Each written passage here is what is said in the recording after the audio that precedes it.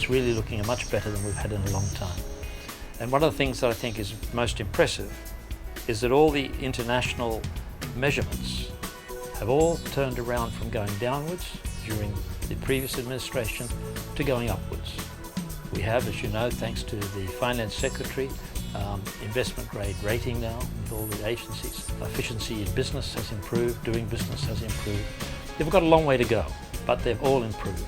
And I think that's quite remarkable. We used to be the other way around. The world was stable and we were in turmoil. Today, we're the one who is stable. Our president has been so firm and so consistent in his advocacy, his drive for good governance, for reforms, institutional reforms. And the outside world is seeing that. I think that, the one thing that I have very definitely noticed in the last couple of years is a change in the attitude and mood of businessmen. And this is a very important factor. It's not the numbers, it's not the facts of things, it's the emotions, if you will, that drive you.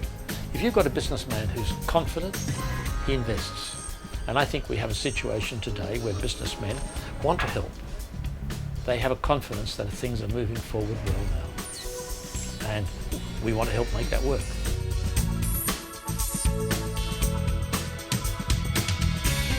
History natin talaga. And kapag nag-grow yung ekonomiya natin, hindi masyadong sumusunod yung growth ng employment. Na? Yung benefits naman ng growth, nakaka-concentrate sa mga may kaya na sa buhay. Kaya tinatawag natin hindi inclusive growth. Ina-ensure natin na na-addressan natin yung mga concerns ng mga investors about the quality of our institutions, the quality of our infrastructure, para yung cost of doing business is reduced and the competitiveness is enhanced na yung ekonomiya natin para lumago yung opportunities for employment, lalo na high quality employment. Expand the demand for labor, lalo na yung mga unskilled and semi-skilled, by improving the investment climate ng country natin para investment will grow.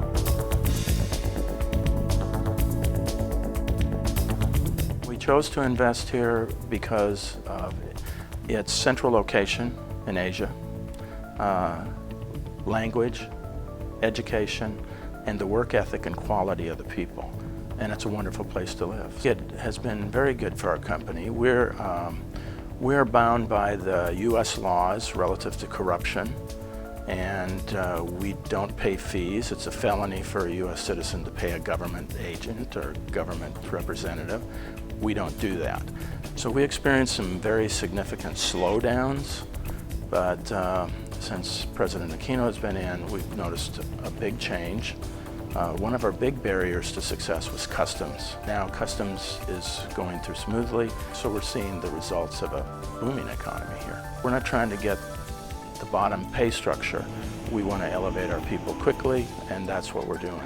If it's one, we pay some of the highest salaries. Second, we don't create just jobs, we create careers. Ang trabaho ko is mag-maintain ng cleanliness ng eroplano, and then pagka may mga departure and arrival, ako yung gumagawa ng mga documentation, ako yung mga nag-aayos ng mga permits. Nagpapasalamat ako sa company ko dahil i-finance ng company yung pagpunta ko ng Riverside, California. So naipasa ko na yung oral and practical. I have already given the US FAA airframe and power plant aircraft mechanic license. Sa magandang opportunity binigay sa akin na aviation concepts, hindi ko na kailangan mag-abroad para lang gumanda yung buhay ng pamilya ko. So para sa akin, stable ako dito sa company ko. I would encourage people like John Fay to live his own dream, which he did. So the opportunities are there, which they haven't been so numerous in the past, but now they're here and they're becoming more and more. And I hope we keep the new administration similar to the Aquino administration. Yung strategy natin is expand yung opportunities for employment dun sa mga sectors na mataas ang potential for growth. Dun sa mga sectors na yung productivity is high dahil mataas ang investment. doon manggagaling yung enduring poverty reduction.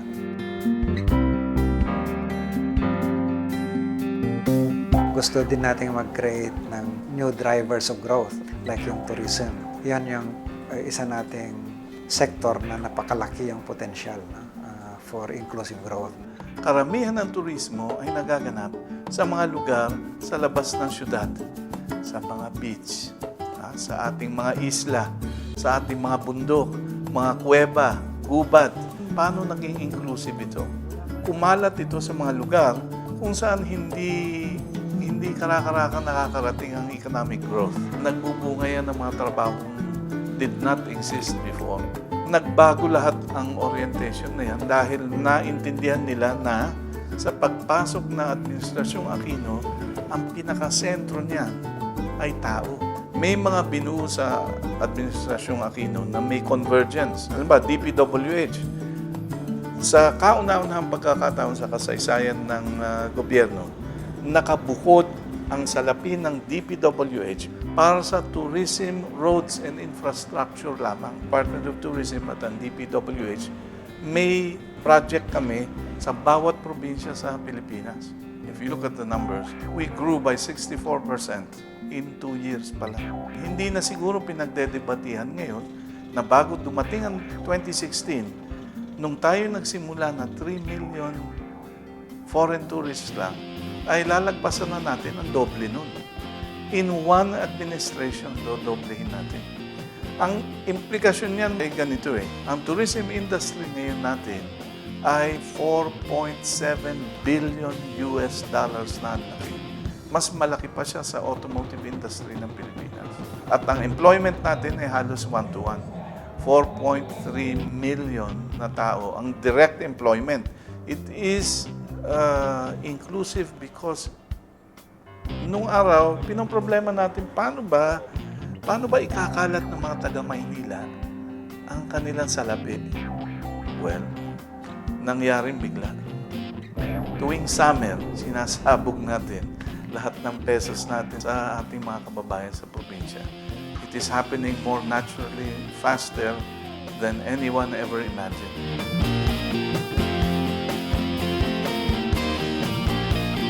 Infrastructure also relates to jobs. You have to be able to get to the job. And to get to the job, you've got to be able to have people who've invested. They won't invest if they can't have the infrastructure. So I'm very pleased to see that we are now beginning to move fast on the PPPs.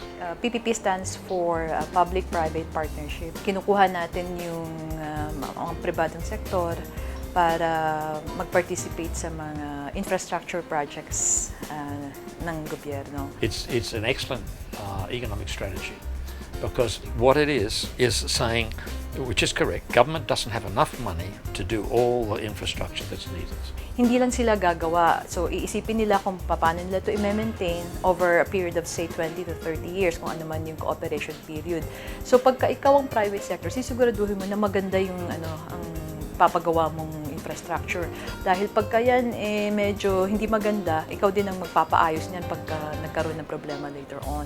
Well, yung NAIA 1, nire-rehabilitate natin yan. Ang deadline po niyan ay matapos po natin by January of 2015. Ang NAIA 3 ay dapat matapos by end of July of this year. For the first time after 17 years of this controversial airport, we will now have a fully utilized and commissioned airport. Sa MRT 3, tanging solusyon sa mahabang pila ay dagdagan ng mga bagon. So itong 2013, nag-decide kami na hindi na pwede itong ganitong arrangement. We exercised political will and procured itong bagong mga bagon na ito.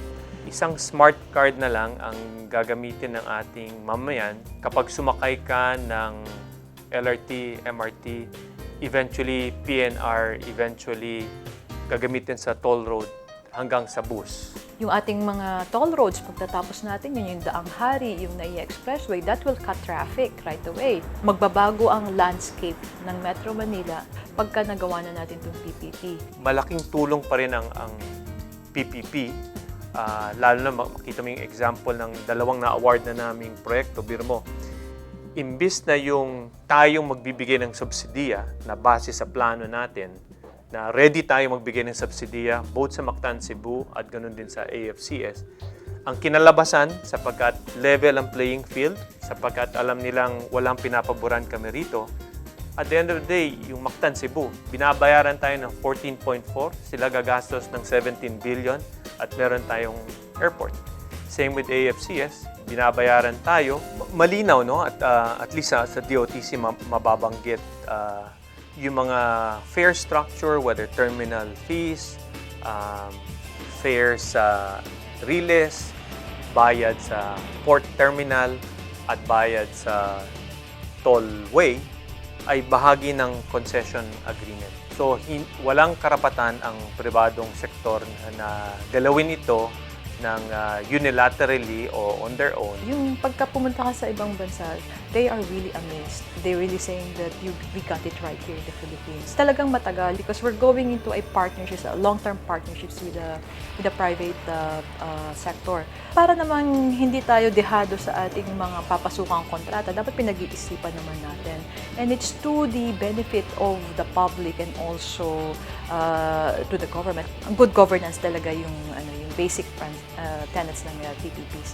And we've seen in our recent biddings na ang daming nagpa-participate, like 7 in Mactan, 10 initially for the AFCS, we have 4 or 5 for the LRT Line 1, and 4 in the CALAX.